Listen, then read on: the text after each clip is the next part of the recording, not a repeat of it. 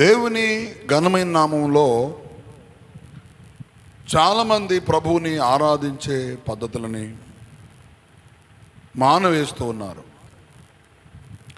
శ్రమ రాగానే, కష్టం రాగానే, శోధన రాగానే, పరిస్థితులు ప్రతికూలతనంలో పడిపోగానే దేవుణ్ణి ఆరాధించటం మానేసి భయాందోళనలోకి వెళ్ళిపోయి చీకట్లోకి వెళ్ళిపోవడానికి చాలామంది క్రైస్తవులను సాతాను లాక్కొని పోతుంది.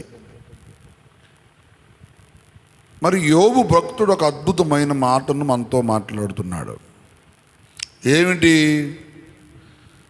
యోబు గ్రంథం 29వ అధ్యాయము 5వ వచనంలో, సర్వశక్తిమంతుడు ఇంకనూ నాకు తోడై ఉన్నాడు అని ఎప్పుడు మాట్లాడుతున్న మాట? ఈ మాట ఆస్తి పోయి, పిల్లలు పోయి, ఆరోగ్యం కోల్పోయి, భార్య కూడా విడిచిపెట్టిపోయి, స్నేహితుల చేత దూషించబడుతూ అవమానపరచబడుతున్నప్పుడు మాట్లాడుతున్న మాట.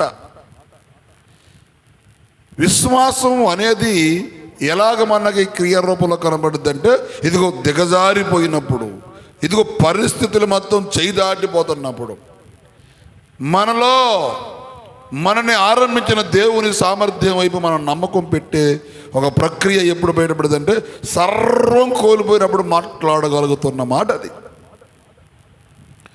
విశ్వాసము అనేది యోబు అంటున్నాడు, సర్వశక్తిమంతుడు ఇంకా నాకు తోడయ్యే ఉన్నాడు.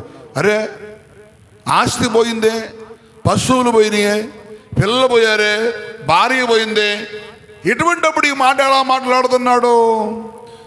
ఆయనకు తెలుసు ఆయన ఆరాధించే దేవుడు ఎవరో.